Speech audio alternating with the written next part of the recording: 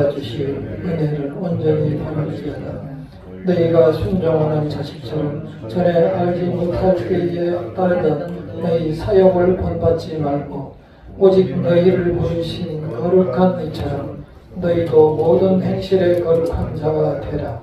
기록되었을 때 내가 거룩하니 너희도 거룩할지어다 하셨느니라. 외모로 보시지 않고 각 사람의 행위대로 심판하시는 이를 너희가 아버지라 부른즉 너희가 나그네로 있을 때를 두려움으로 지내라.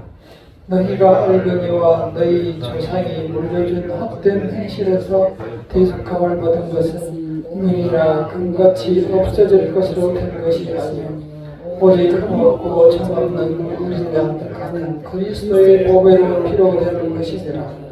그는 창세 전부터 미리 알리신 바 된 행위나 이 말씀에 너희를 위하여 나타나신 바 되었으니 너희는 그를 죽은 자 가운데서 살리시고 영광을 주신 하나님을 그리스도로 말미암아 믿는 자들이 너희 믿음과 소망이 하나님께 있게 하셨느니라.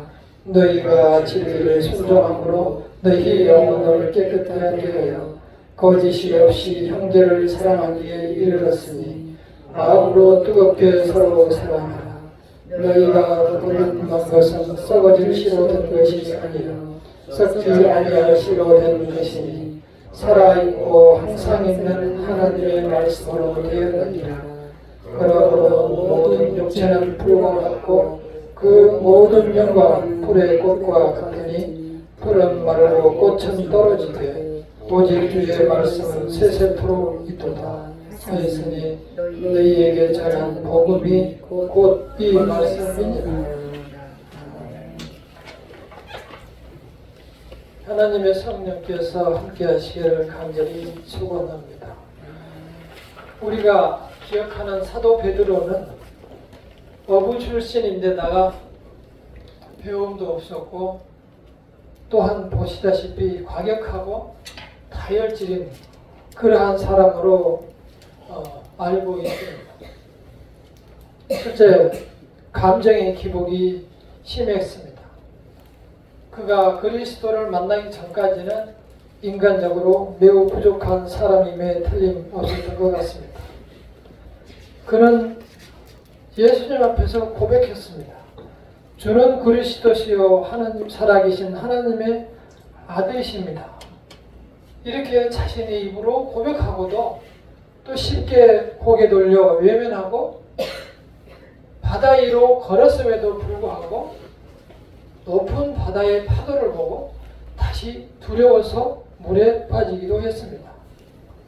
마지막 날 밤에는 군인들이 예수님을 체포하러 왔을 때 칼로 뽑아서 그 종의 대제사장의 종을 귀를 쳐서 떨어뜨렸음에도 불구하고 즉시로 도망했고 또다시 예수가 어떻게 당하고자 그 재판장에 갔다가 그를 알아본 그 불쬐고 있는 여자 하인들에게 나는 예수를 알지 못한다고 3번이나 큰 소리로 부인했던 사람입니다. 그리고 또 나가서 후회하며 큰 소리로 통곡했다고 성경은 기록하고 있습니다. 어찌라고 예수께서는 이 변덕쟁이한테 이 믿음이 연약한 베드로 위에다가 교회를 세웠을까요? 주변에는 돈 많은 사람, 권력이 있는 사람, 배운 사람이 많이 있었습니다. 사도 바울 같은 사람은 아주 지식이 많은 그 시대의 현인이었습니다. 그럼에도 불구하고 이 하필이면 연약한 변덕쟁이 부족한 베드로를 불렀습니다. 이 베드로를 불러서 오늘날 우리 교회를 우리를 교회로 세우신 하나님의 은혜를 함께 나누고자 합니다. 먼저 베드로는 그렇게 인간적으로 부족했고 볼품이 없었습니다. 우리가 가장 사람들 사이에서 싫어하는 사람이 거짓말하는 사람, 배신하는 사람. 그런 사람 우리는 종종 살다 보면 만나는데 우리가 가장 싫어하며 낙인 찍어 버리죠. 상종할 사람이 못 된다라고 말합니다. 베드로도 역시 사실은 예수님을 만나기 전에는 이 세상을 좌충우동하며 그렇게 살아왔고 예수를 만나고 있는 그 동안에도 그렇게 살았습니다. 그래서 자기 자신도 이렇게 여러 차례 자기 자신에게 스트레스를 받고 상처를 받은 사람이었습니다. 그래서 마지막에 예수님을 부활하신 예수님을 보았음에도 불구하고 이제 나는 안 되겠다 싶어서 다시 어부의 자리로 나가서 고기를 낚고 있었습니다. 예수께서는 다시 찾아갔습니다. 이른 새벽에 바닷가에 나갔더니 이제 많은 고기를 잡아서 돌아오는 중이었습니다. 예수께서 나와보니 바닷가의 해변에다가 모닥불을 피우고 떡을 마련해 놓고 고기도 구워놨습니다. 새로 잡아온 고기를 좀 달라고 해서 같이 구워서 먹고 나서 예수님이 부활하신 예수님이 베드로에게 물어봅니다. 너가 나를 사랑하느냐? 당연히 대답합니다. 내가 주님을 사랑하는지 주께서 아십니다. 또 한 번 물어봅니다. 베드로야, 너가 나를 사랑하느냐? 베드로는 또다시 대답합니다. 내가 주를 사랑하는 줄을 주께서 아십니다. 또 한 번 예수께서 여쭙니다. 베드로야, 너가 나를 사랑하느냐? 확인을 하는 거죠. 그때 베드로는 불안했습니다. 3번이나 물어보는 것이 지난번에 자기가 3번 부인했던 것을 생각했기 때문입니다. 자기가 거기에서 상처를 받고 무너졌기 때문에 이번에 또다시 3번 묻는 것을 보고 내 자신이 불안했습니다. 아, 내 자신을 믿을 수가 없구나. 그래서 그때도 난 주께서 내가 사랑하는 것을 아십니다. 이렇게 대답했을 때 내 양을 먹이라. 이렇게 당부하셨습니다. 예수님은 그 선택에 실패가 없습니다. 베드로가 그렇게 좌충우돌할 때 예수께서 베드로에게 이렇게 했습니다. 너는 베드로다. 내가 이 반석 위에 교회를 세우리니 음부의 권세가 이기지 못하리라. 내가 천국의 열쇠를 내게 주노니 내가 땅에서 무엇이든지 매면 하늘에서도 매일 것이요 내가 땅에서 무엇이든지 풀면 하늘에서도 풀리리라. 하나님은 우리의 모두를 아십니다. 베드로의 모든 것을 아셨던 것처럼 하나님께서는 우리의 시작과 우리의 지금의 진행과 우리가 나중에 어떻게 변할 것을 다 아시고 우리를 불렀습니다. 그래서 누구보다도 잘 아시는 분이 하나님이십니다. 그거를 나중에 베드로가 깨달았습니다. 그래서 베드로가 대답하는 것을 보면은 주께서는 모든 것을 아시니 주께서는 모든 것을 아시오매 이렇게 대답을 합니다. 우리는 이 세상을 살아가며 이 믿음을 분명하게 하셔야 됩니다. 나는 살아가며 많이 실패하고 내 자신에 대해서 몇 번의 굳은 약속을 했지만 지키지 못하고 자꾸 무너지고 쓰러지는 때가 많이 있습니다. 그때도 주께서는 보고 계시고 주께서는 그것도 다 아십니다. 하나님께서 베드로가 그렇게 실패할 줄 알았더라면 맡겼겠습니까? 네. 실패할 줄 알고도 하나님은 맡기신 겁니다. 우리하고 생각이 다르신 완전하신 하나님이 내 곁에 있다는 사실을 아셔야 합니다. 그것이 우리가 다시 서야 될 이유인 것입니다. 그리고 우리 위에 교회를 세우셨습니다. 정말 부족하고 연약하지만 우리를 하나의 교회로 생각하고 너를 반석 같은 교회로 세운다고 말씀하셨습니다. 하나님께서는 실패가 없으시기 때문에 우리를 선택하시고 역시 그것 또한 실패가 없으실 것입니다. 베드로뿐만이 아니고 우리의 인생도 주께서 다 아시니 이제 우리 위에 세우신 교회를 더욱더 성공하고 아름다운 교회로 축복받은 교회로 세우실 것입니다. 끝까지 주의 말씀을 따라서 살아가시기를 바랍니다.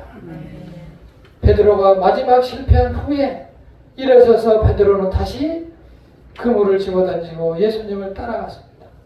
그 후에는 실패하지 않고 평생을 주의 말씀을 전하며 살아갔습니다. 나중에는 십자가를 거꾸로 메고 순교했다고 하죠. 그렇듯 우리는 하나님께서 연약한 우리를 부르신 것을 깨닫고 우리는 늘 일이 있을 때마다 주님을 바라보며 이 세상을 살아가시기를 바랍니다.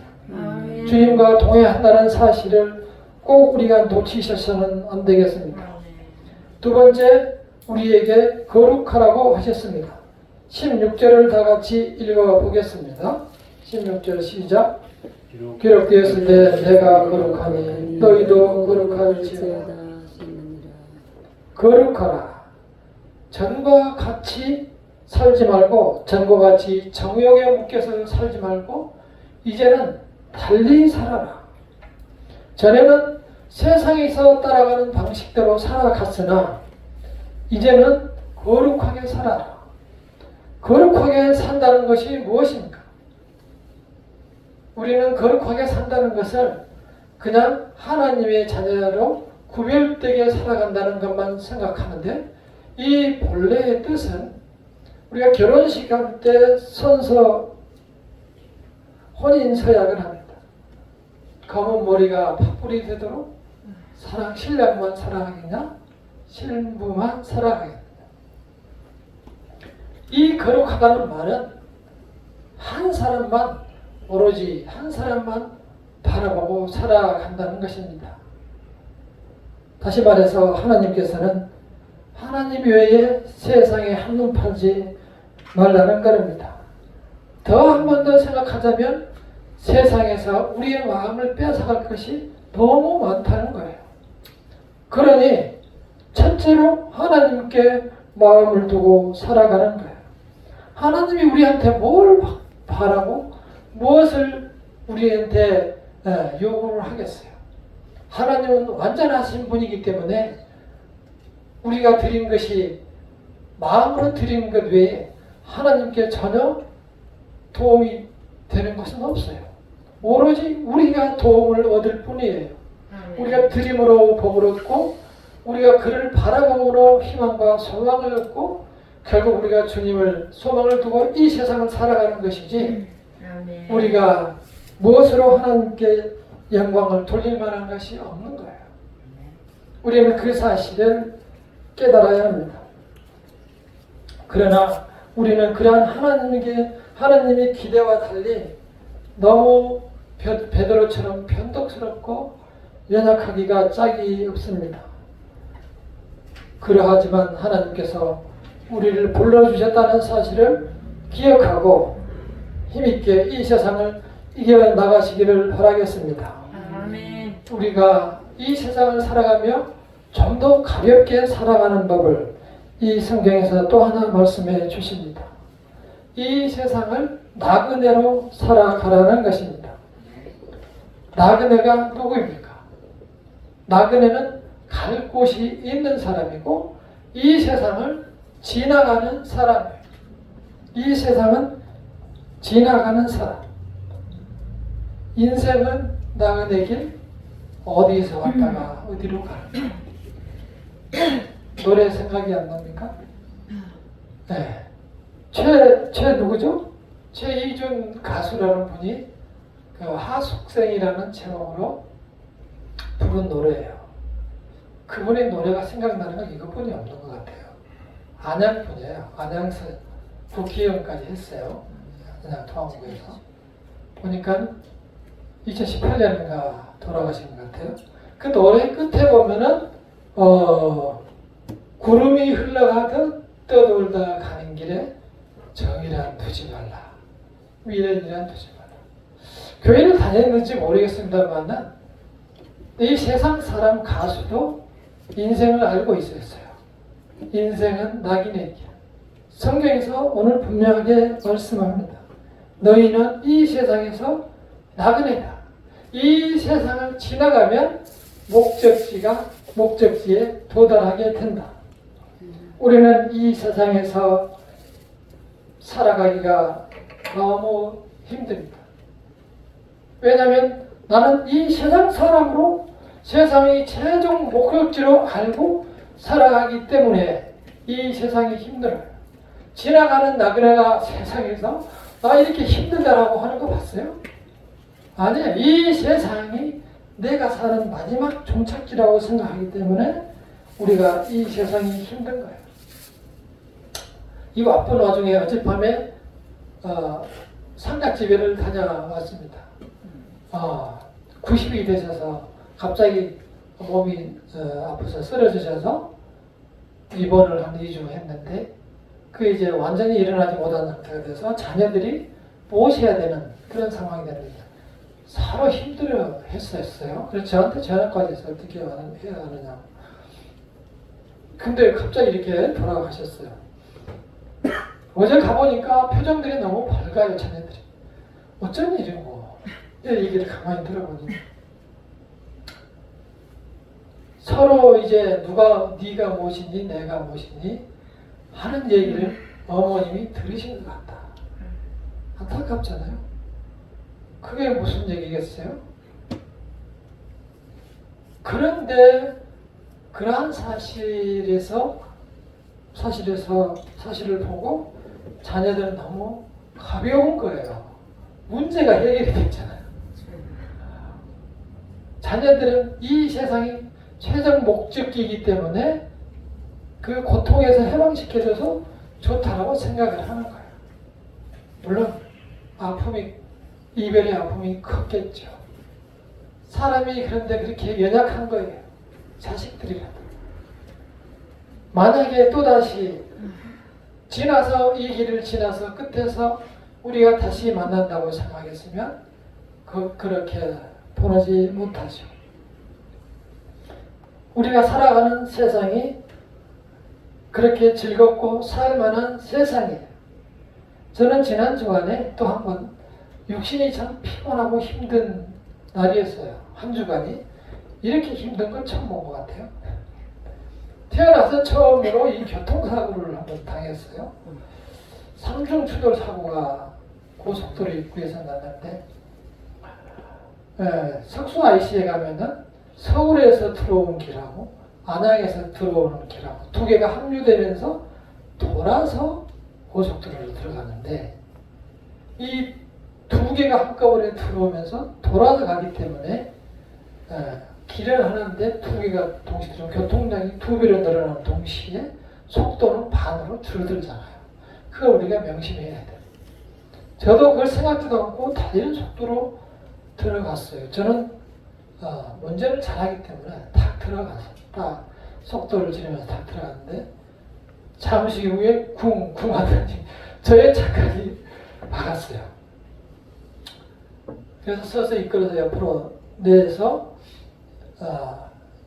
이렇게 일어났더니 보니까 이 차 세 대가 제 뒤에는 이렇게 모닝으로 이렇게 차 있잖아요. 그리고 그 뒤에는 스타렉스 12인승이 그 차가 이제 박은 거예요. 서울에서 오면서 달려오는 속도는 있었는데 두 개가 합류되고 앞에 속도가 반으로 추는 걸 모르는 거죠. 도니까 안 보이는 거예요. 그 이제 꺼내가지고 이렇게 세워놓고 있는데 정말 긴장이 되더라고. 처음 사고가 나니까 몸이 마음거든요. 근데 그 뒤에 탄 젊은이가 저한테 와가지고 갑자기 아니 아저씨 이렇게 갑자기 차를 세우면 어떡해요? 그러는 거예요.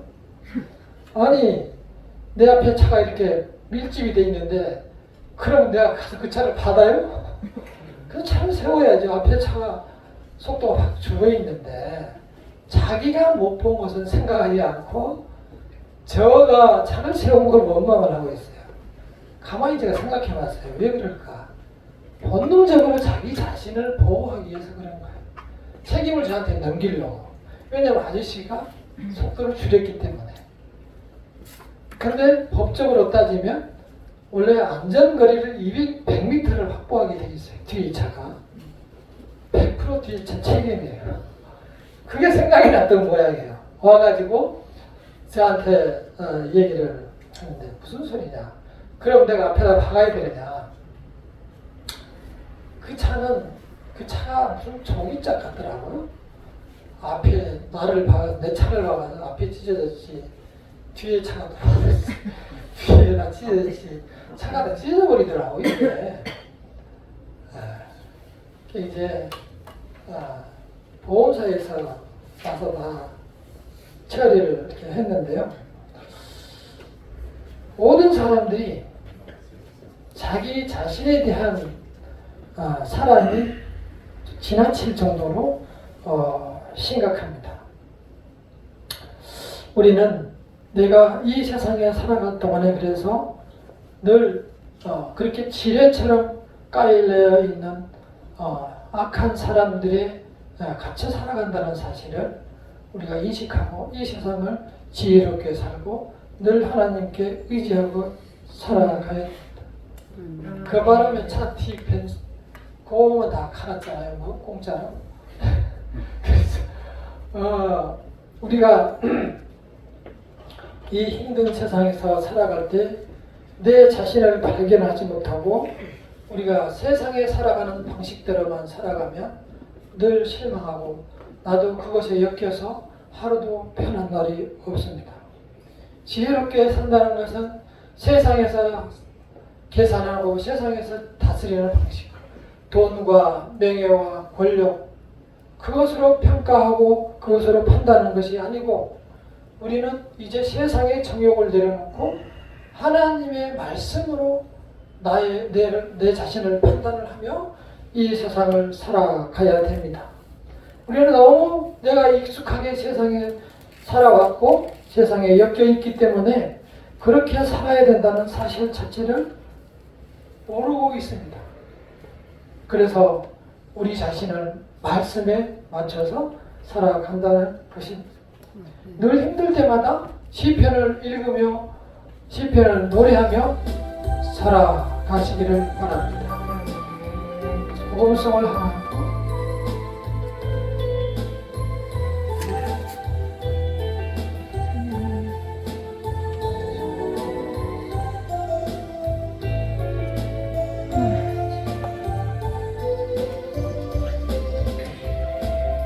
큰 소리로 우리 주여 주의 이름이 온 땅에 어찌 그리 아름다운지요 어찌 그리 아름다운지요 여호와 우리 주여 주의 이름이 온 땅에 어찌 그리 아름다운지요 어찌 그리 아름다운지요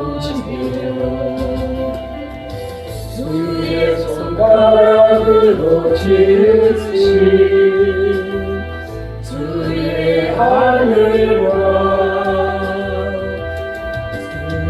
누가 베풀어 주신 달과 별 내가 보니 사랑이 무엇이건데 주께서 저를 생각하시며 인자가 무엇이건데 주시나이까. 너와 우리 주여 주의 이름이 온 땅에 어찌 그리 아름다운지요. 어찌 그리 아름다운지요. 아멘. 삶 속에서 찬양의 노래가 계속되기를 빕니다. 시편 23편을 찾아 열게